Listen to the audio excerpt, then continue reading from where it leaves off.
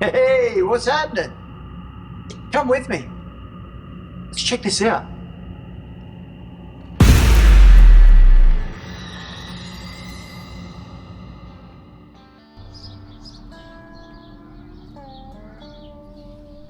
What's happening? This morning, I'm bringing you to a little town by the name of Clunes.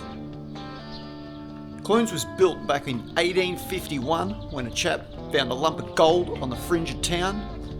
Lo and behold, here we are. We go for a bit of a scoot around town, see what we can find, look into some of the history. It's an amazing little place. Let's do this.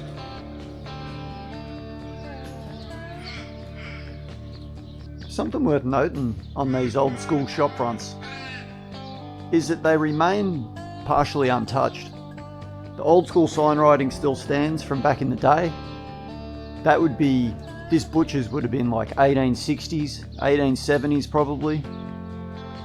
The Shire in charge in today's times, they must truly enforce that the shop fronts remain untouched.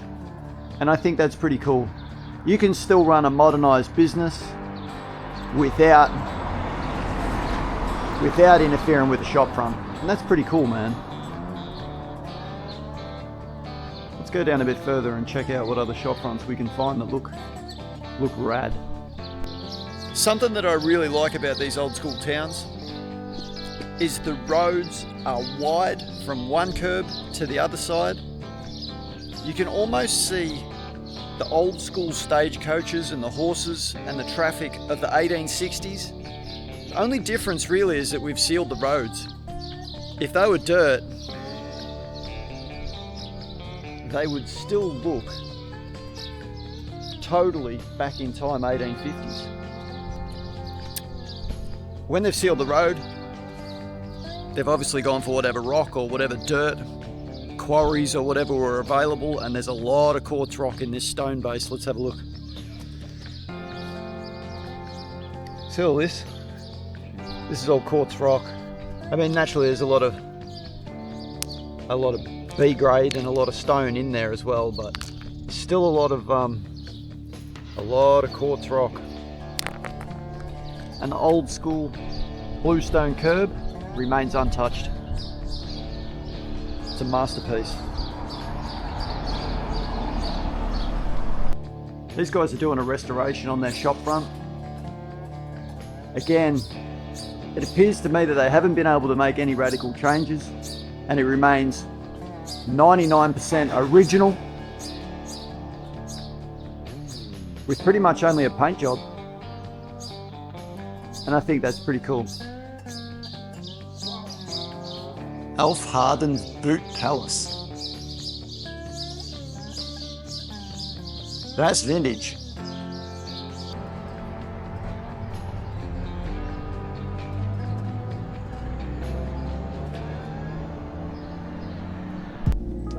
How about this one? Yeah, I've got one here. Now we have some light. So this is the door. Oh, I don't want to touch it. I don't want to interfere with it. Why? This is the front door out onto the... This is how we come in. Ah, I see. So it's the front door out onto the street. Yeah. So okay. when Beautiful. they first came here and they're starting to build, there was no ladies around, obviously, so there had to be some ladies here. Right. This is where they used to work from. Wow. So this was the door. This was the brothel door. They'd pay their money here. Oh, the little window. Right. Let me get... Here's all the mess there. Wow. So this was like a little reception window. Yeah. Where and they walk down here. where the deal was done. Yeah. That's the bathroom. You know, they're the two. Uh-huh.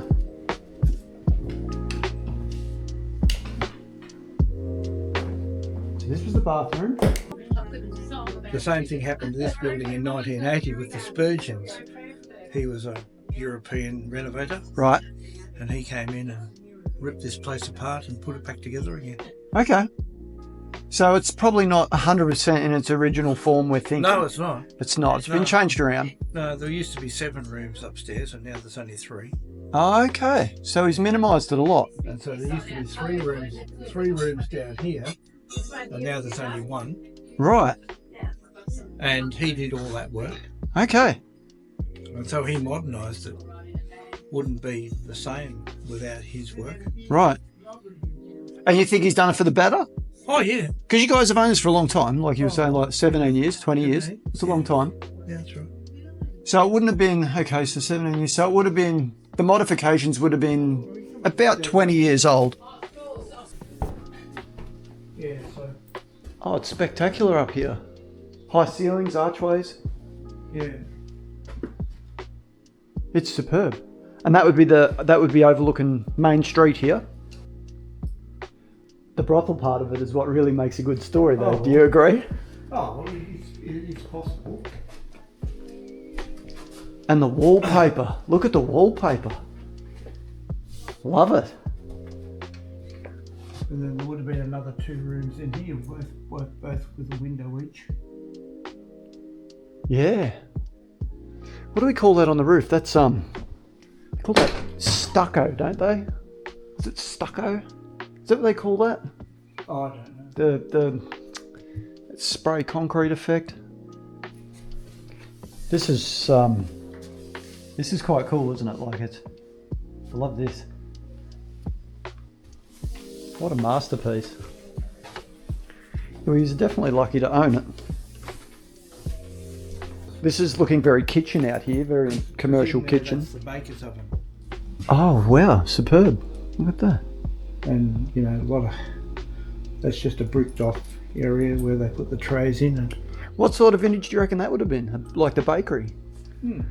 Like, what era do you think that would have ran? I mean, if the other... 40s? Yeah, 1940s, because if the other guy had it till, what are we talking, 1980? He done some mods here at 1980, so yeah. yeah. So it was the bakery, and then Home Pride paid them out to stop making bread as competition. Really? So Home Pride's like a brand? Yeah. I've not heard of that. Huh. Well, that was that story.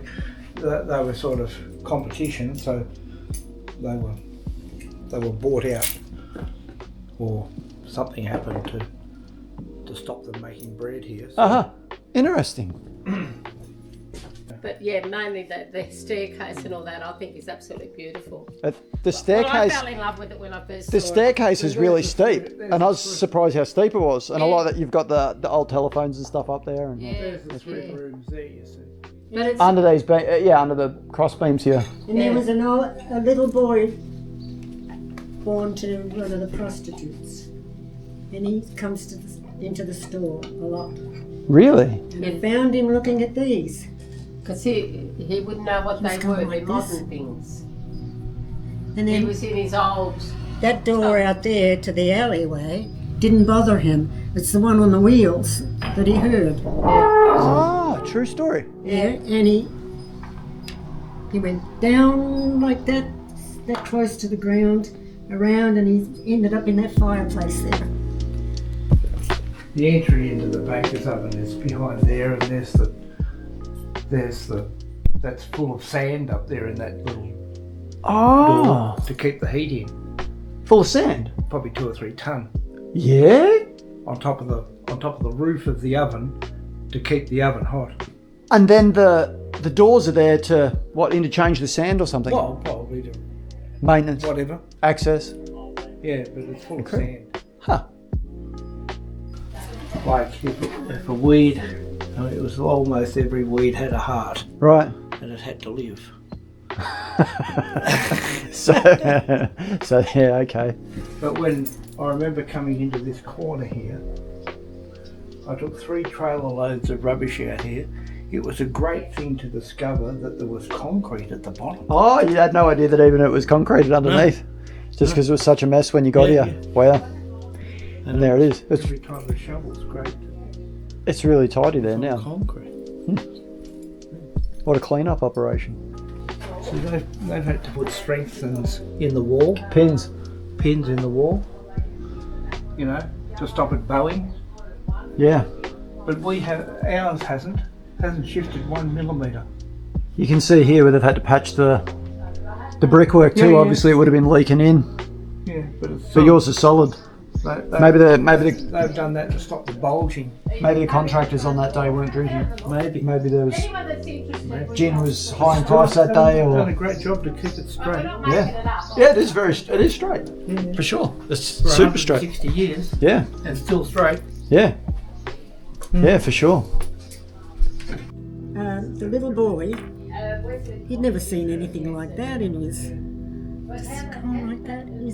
He looked to be about 8 years old, Okay, and he'd got burnt in a fireplace here. right. His mother was a prostitute, and he was dressed like the troopers, that kind of blue-grey clothing that the troopers had in those days. Yeah, okay. And I didn't hear that door to the brothel area, out in the alley there. Yeah, Maria slammed that. It was when the wheels on that door opened. That's when he... when you say the wheels, what's the wheels? The There's wheels little wheels, on the bottom of the doors, Yeah. because it's a heavy door, right? yeah. So, okay. And that made the noise. He heard that, but he didn't hear the other one. And he just went down right close to the ground. Around the corner, the clothes were moving just a little bit. And then that was a fireplace with that beautiful mirror. And that must have been where he got burnt. Okay. And how old do you reckon this guy was when he came in? About 8 years old.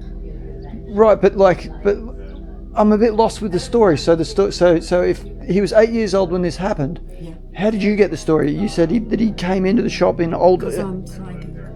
Oh, you just knew. Oh, okay.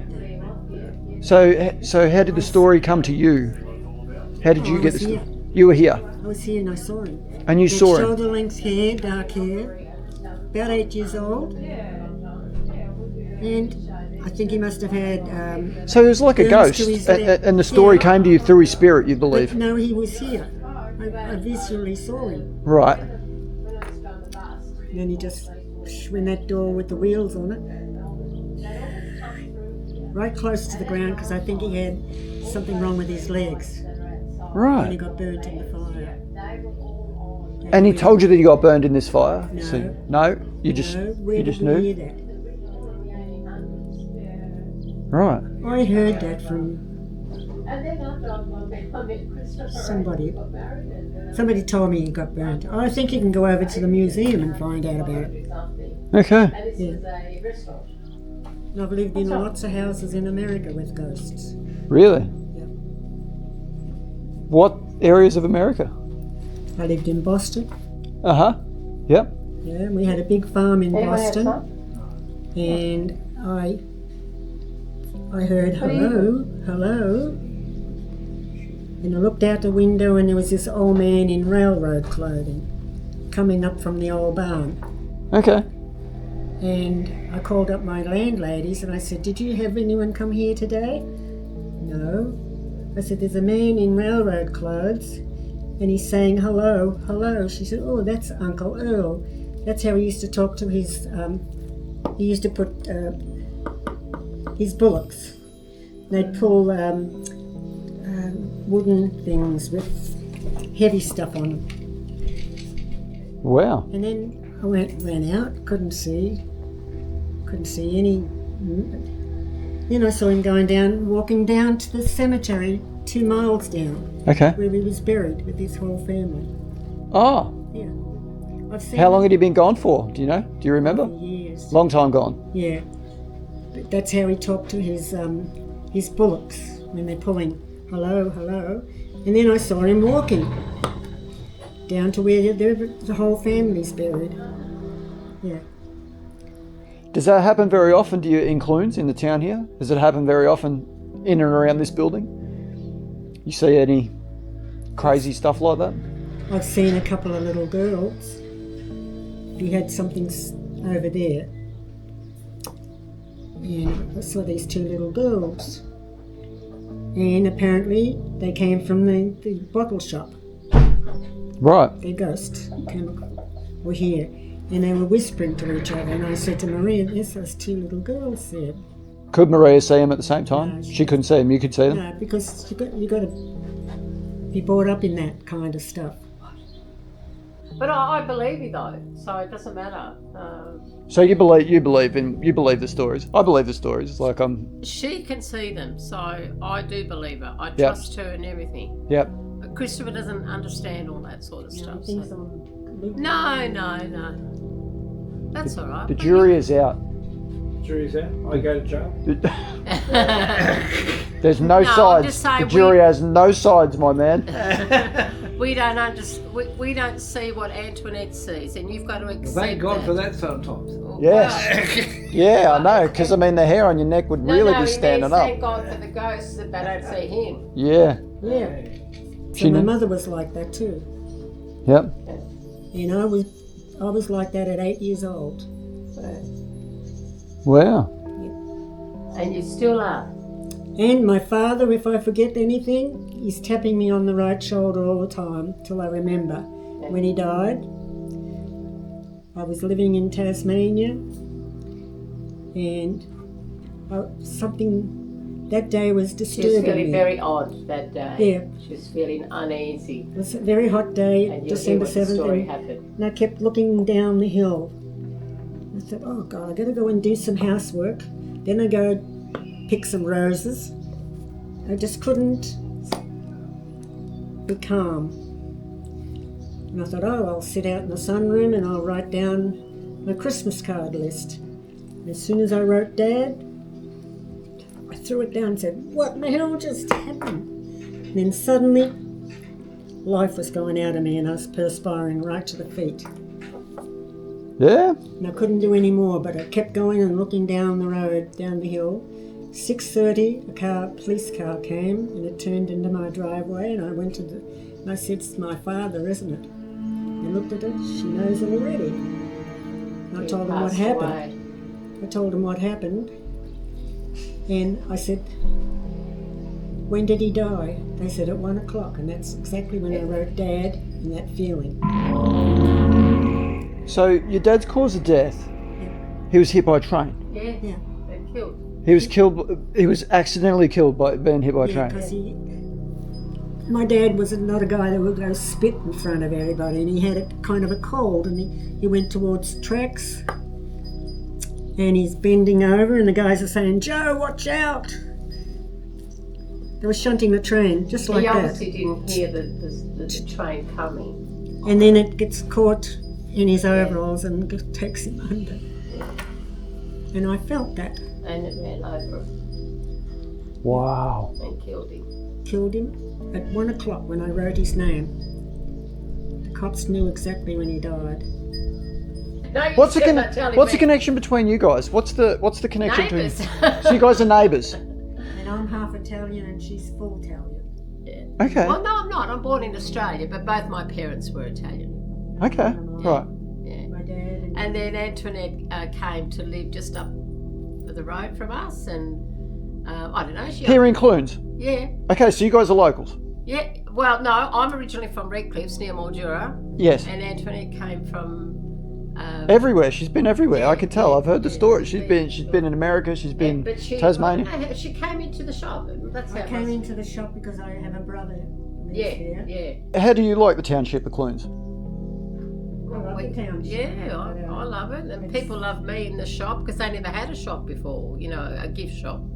They just had, you know, well, most of the shops that when I came here, Antoinette, weren't they? They were closed. There was just, you know, there was the hairdresser, the newspaper shop, the chemist was over the road across here, and the supermarket, of course, she'd be here the longest. That was about it. All the other buildings were all closed. Old buildings True. where people lived, Yep. but there was nothing here. And the buildings are still here, and that's why I think these beautiful buildings need to be preserved. They do. As I said, this was a little restaurant that they only did Saturday and Sunday, and then after he wasn't very well and this, that and everything, anyway, they sold it and we brought it. And I said, we need a gift shop here, and that's what I did. And here we are. Yeah. So, and I've been here 17 years? 17 years. 17 years. What's always super cool to see is somebody's taken it upon themselves to do a total restoration on this well, what looks to be original old pub. It probably hasn't had many birthdays in its life. You can see the acro props holding up the front porch here. It's quite an undertaking to rework timbers that size. You can see there's quite a bit of damage on this section here. It's quite damaged. The rest of it looks pretty sound, but it's old, no doubt. What a massive job. And hats off to whoever's undertaken a job that size to restore this old school building. I've probably mentioned before in these little towns, the best stuff is out the back. Get out of the main street, man. There's generally not that much to see in the main street. The coolest stuff you're going to find is out the back. So at the minute I'm walking out behind the hotel that we were just looking at, I'm going to show you something out the back that's pretty cool. This is where things are really untouched. Nobody spends any money out the back. They don't really care for it. I do. That's where the cool stuff is. Let's get a look at this. Hey, what did I tell ya? The best stuff is out the back. Get off the main street. Look at that. I don't think that thing would have been touched in corrugated iron with that amount of corrosion and weatheredness on it. Is probably 120 years old. Even the corrugation is slightly different to the Colorbond that we have nowadays.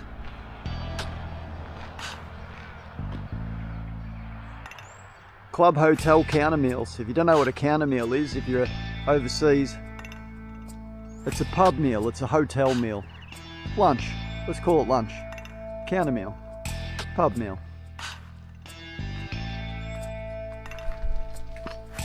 Look at that thing. What's in there? I don't know if you guys can see, but that is untouched. Look at that.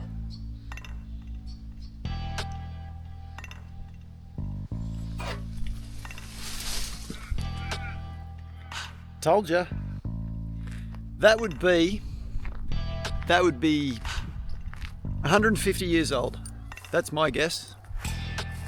And that would have been the car park of yesteryear.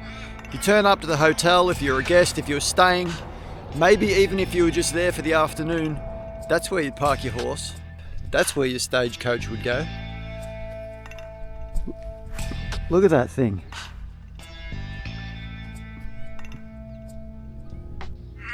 This next piece is a true work of art. Check this out.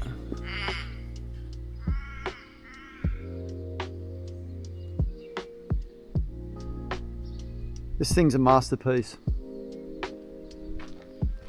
Let's get a closer look.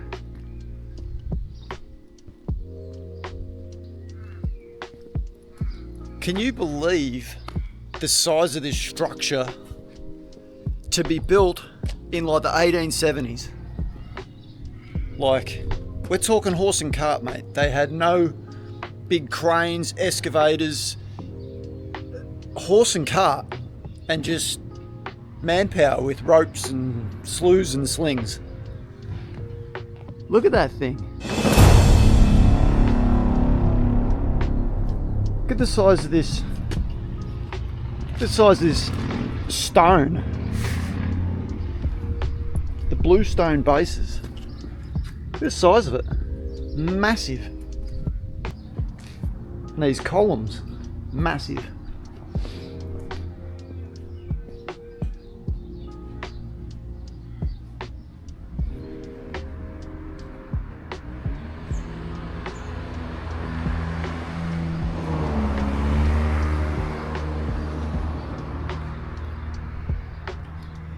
It's a real credit to the guys that built this stuff back in the day.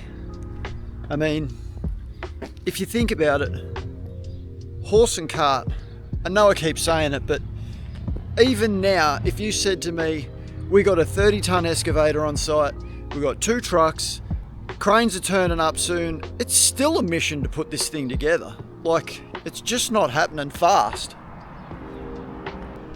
Could you imagine back then? Like, seriously.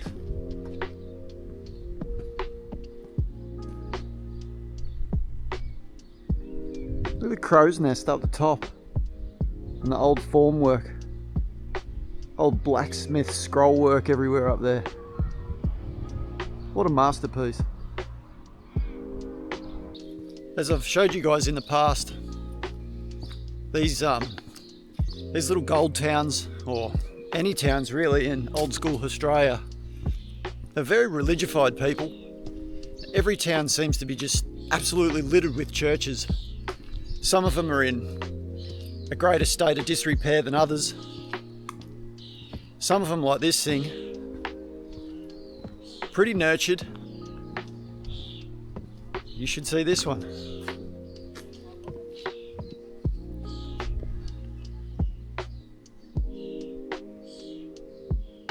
I'm going to go down and take a closer look at this one because it's really worth a look.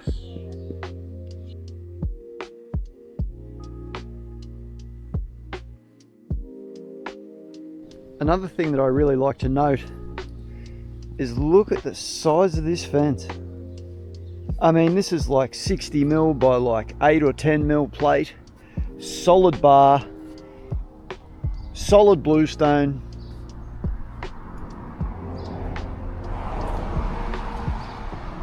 The fence alone would be worth more than most people's house. Columns are all solid cast. And I mean, the whole thing is absolutely manicured. Manicured lawns, manicured grounds. I'm told that this church was bought here in the 1890s, brick by brick. Just in the travels, doing a little foot mission around this town, and come across some pretty cool buildings. I don't have any history on this one, it's just something that's... Look how deserted this thing looks. The bees have made a decent home of it.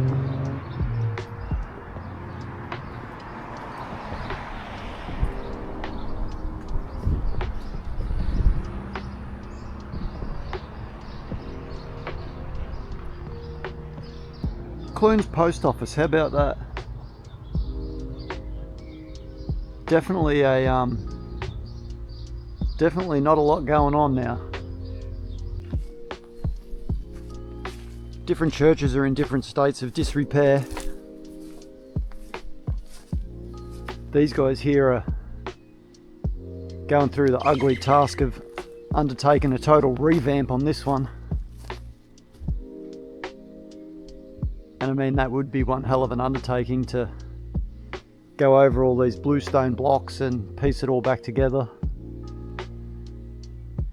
It almost looks a little unstable, to be honest. Like I was saying, the other church is very, very close. I've only walked 40 meters from the last one. Now we're at this one. I can see another one just up the hill, so we're going to go for a walk up to that one. How's this one?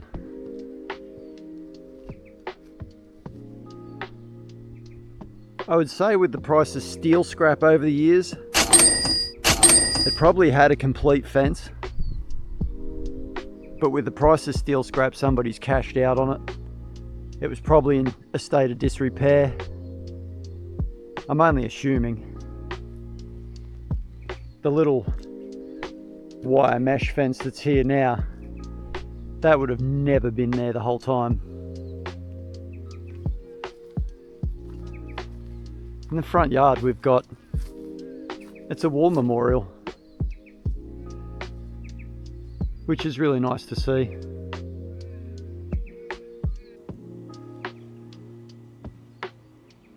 This one's under a restoration as well. It seems to be a bit of a thing to buy an old church and restore it. You can see over here they're excavating and running some more power into it. It's a bit of a hot item at the minute, and it probably has been for the last 20 years. You see a lot of people buying old churches. I have no idea what they're worth. I couldn't imagine them being super expensive given the amount of work to restore them. But it's definitely a hot thing for people to do. They seem to be buying these old properties. I have seen some that people have turned into homes, and they are a true masterpiece when they're finished. Not sure how I'd go living somewhere where there's been so many bodies, so many funerals, so much sadness.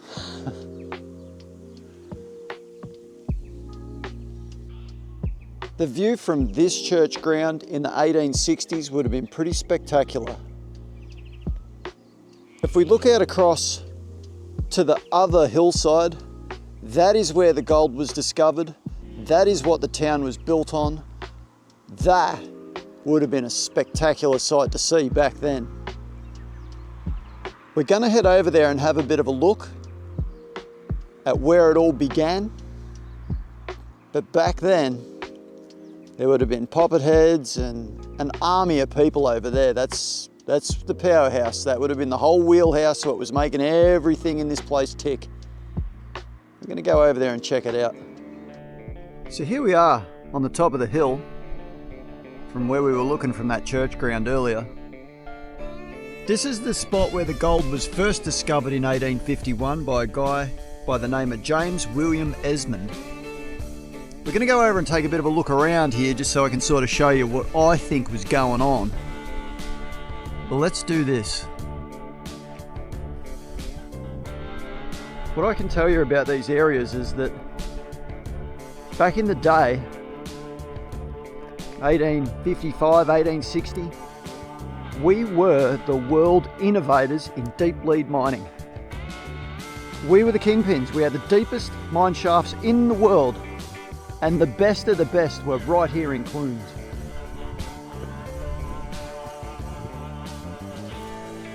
Here's my take on what I reckon was going on. You can see how these mullocks are like a run. So you have what's called a poppet head. You guys have seen them on my channel before. So you've got a poppet head with a platform and a bridge coming off that platform. Let's call the platform a landing. Elevator comes up the mine shaft, above ground by 1 or 2 stories, to that landing. The little cart in the elevator gets pushed out onto the landing, along the bridge, to whatever spot, and then they tip all the rubble out onto this mullock pile. As you can see over here, there's a couple of runs coming out. There's not just the one, there's 2. 1, 2, I think there's a third over further as well. Kind of says to me that the shaft is going to be over there somewhere. What I'm standing on is what I think is another run, possibly from the same shaft, but possibly from one that I would say would be over here somewhere. The bridges would have come through here and dumping it out this way on this run. These runs are, they're big, man. Like, there's a lot of dirt. You got to remember, as time goes by, the rain and the weather and the storms washes a lot of this away. So this is a 150-year-old dirt pile.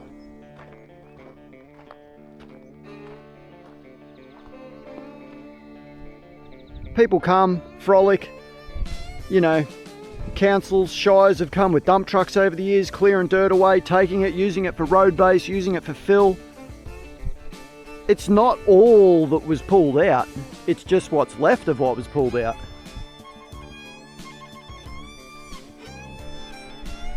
What a massive operation to blast and pretty much hand remove all this from underground. We had the deepest shafts in the world. Some of these mine shafts here are 1.5 kilometers, which is a little over a mile deep, straight down. That's wild to think about, man. Like, if you fall in a hole like that, you're never getting out. Matter of fact, if I give you a flight of ladders to climb out, even if you're fit, You would probably die trying to climb out, even if we give you ladders and ropes to get out. Like I say, we were world leaders in deep lead gold mining. This area was in the spotlight of some of the smartest people in the world that wanted to come, talk to our engineers, talk to our designers, talk to the guys right here on the ground as to how they were getting so deep, how they were building the plants to refine the gold. We were trendsetters, man. I mean, that's pretty wild to think about too. Like, could you imagine being around in the 1860s, living in, say, California, and wanting information from people way over here on the other side of the world, having to, there's no flight, man, you're not catching no plane. You got to get on a boat, take a boat ride out here, which is going to take you months, let's be real, it's going to take months to get here, study what we're doing, take your notes, and then go back home on the same boat ride, if you make it, with the information that you found from us. But anyway, I'm pondering a little bit and I'm probably getting a bit off topic, but the point being, that's pretty wild. We were the innovators right here. This is where it all went down.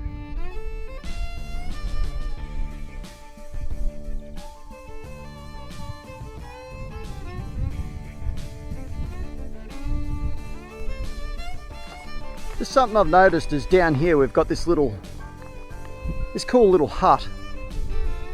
It's got like a little palm tree. Cha-ching! I don't know what it is and I don't know much about it, but we're going to go down there and take a look.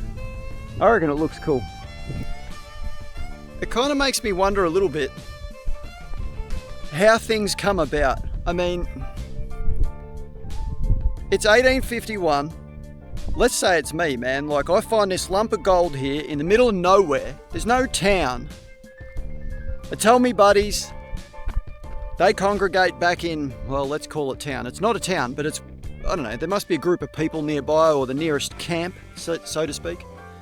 So they go to the nearest camp. Everyone's talking about this lump of gold that I've found. How does the news travel? Like, I mean, nowadays we send a text message. I can text somebody on the other side of the world in Japan and they get it now, instantly. But back then it would have took a long time for that news to travel. So how did it travel? How did they locate the spot? We didn't have Google Maps. Man, we barely had hand-drawn maps. And even with a hand-drawn map, that would be like me giving you a hand-drawn map as to where a lump of gold is in the desert. You're never going to find that spot. How did they do all that? I know that ambition and everybody wanted prosperity, everybody wanted a shot at the big dream.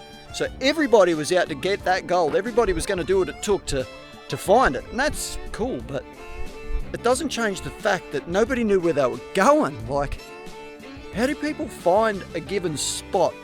What drew people to that gold rush spot? Like I said, no Google Maps, man.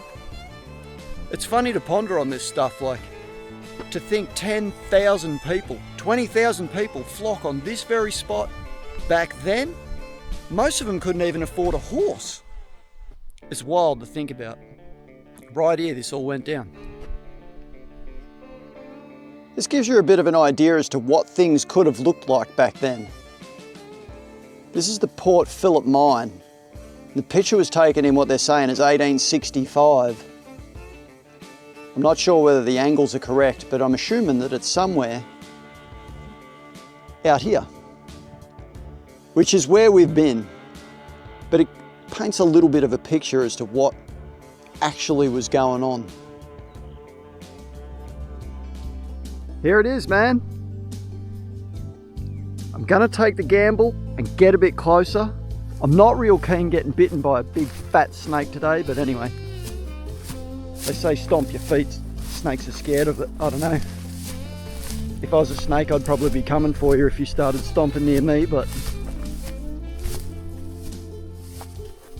this is what I'd call lost hopes and dreams.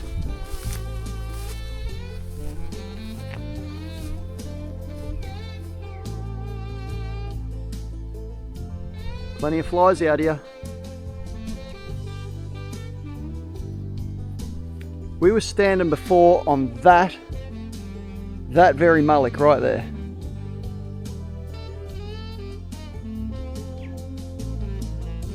I don't really know what this is. I got to be honest. I know that this palm tree here is an absolute masterpiece, and if you had to buy it, it would be worth, it'd be worth a fortune anyway. It's big. It's like your own little tropical oasis out here. What more could you want?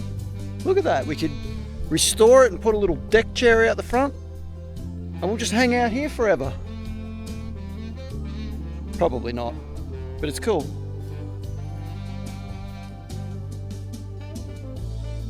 It's cool to sort of note, I could sprint down that road to town in probably a minute or two, and already we've got unsealed roads, and it's kind of nice to see in these old school joints.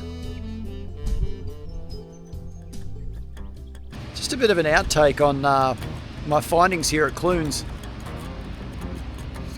Lose the shades, man. Just a bit of an outtake on my day's experience here at Clunes. What a pretty little joint. All these little goldfields towns have got their own, I don't know, they've got their own thing. Clunes remains pretty much untouched. I was talking earlier about the sealed road. Sorry, I got a guy up the hill here mowing. I can't do much about that. I would go and ask him to switch it off, but he'd probably get upset at me, so I'm not going to do that. Anyway, I was saying the sealed road thing is probably the only drawback in the township. What else did we find? We found some cool old churches. I mean, it's always cool to look around some of these old churches.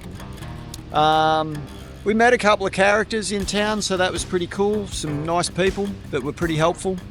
I mean, there's definitely a major link to the history of the mining in Victoria with Clunes. I mean, like I was talking about up on the Mullocks earlier, massive operations going on here 150 odd years ago. That was really cool to get a good look at. I wish it'd be cool to be a time traveller. How cool would that be to be able to go back there and just see what was actually going down at the time? So it's always cool to sort of look at all that sort of stuff and ponder on what went down there. I did go on to talk about the innovation of our mining practices back in the day. That was really cool to think about and ponder on. If you've got any suggestions on what we should do next time, hit me up in the comments, man. I'd love to see it. I'd love to hear about whatever you think we should be doing next time. You might have a lead or something that would be really cool, something you may want to show us. Always open to a suggestion to bring the audience a whole different experience. You can never shoot the same video twice. I've found that in short time. Anyway, guys, thanks for watching. If you've got this far, you've stuck with me, and I appreciate you for that. Till the next one. Cheers.